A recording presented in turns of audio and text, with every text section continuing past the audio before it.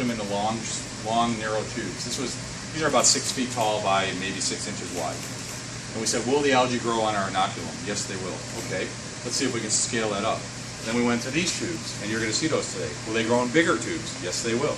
These are about 3 feet by, what, 12 feet? Yeah.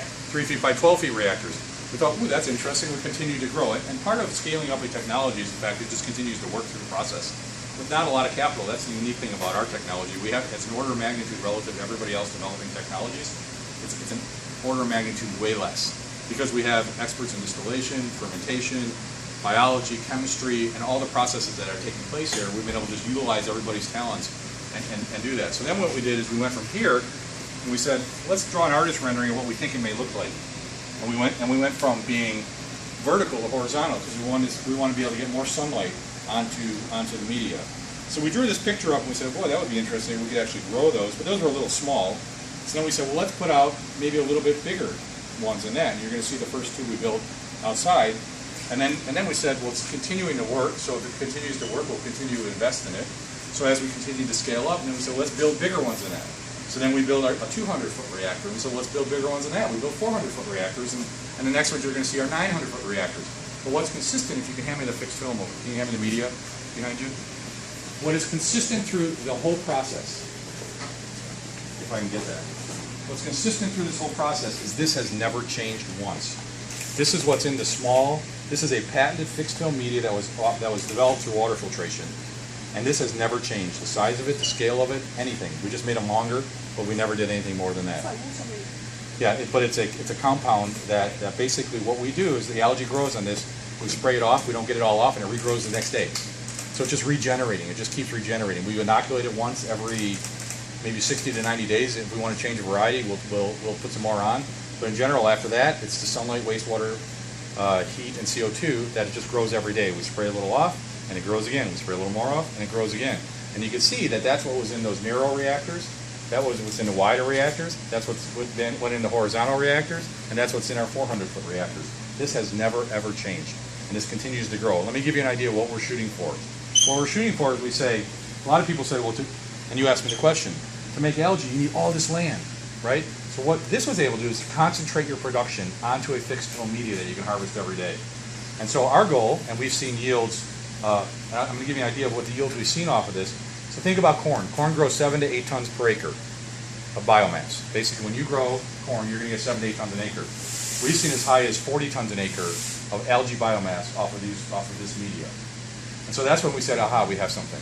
When we have something over the same acre, we can grow 5 times the amount of biomass and has a lot more value than where corn's trading at today. So we're going to take that third of the corn kernel, that CO2, we pump it into our reactors, which you'll see, and you'll see what we're going to get out of those reactors. So then we said, okay, well, if we actually make something, can we actually sell something on algae? And we said, well, there's 3 markets that we're going to focus on. Aquaculture, animal feed, biofuels, and others. And so we always said, well, we're a really big feeder. We sell 2 million tons of animal feed. If we could actually make something very valuable, we got a big customer base to go after. So we said there's a giant fish meal market in the world. It's 10 million tons. They feed themselves basically algae-based products and omega-3s. And so algae is high in omega-3, and it's also a very good animal feed. So we said, let's see if we can make some of that. Well, we did. We made an algae pellet. We pelletized algae. We don't think anybody's ever really done that before. We made an algae, 100% algae. This actually has 20% algae and 80% distiller's grains, right? Distiller's grains. So we made a pelletized algae, so this is very high in protein. And then from there, what we did is this is a compound feed product with 5% algae. So we wanted to show feeders that, hey, we can get it into your product, and this is a mash with 10% algae. So this is what we'll look at from the animal feed market, poultry and those type of markets.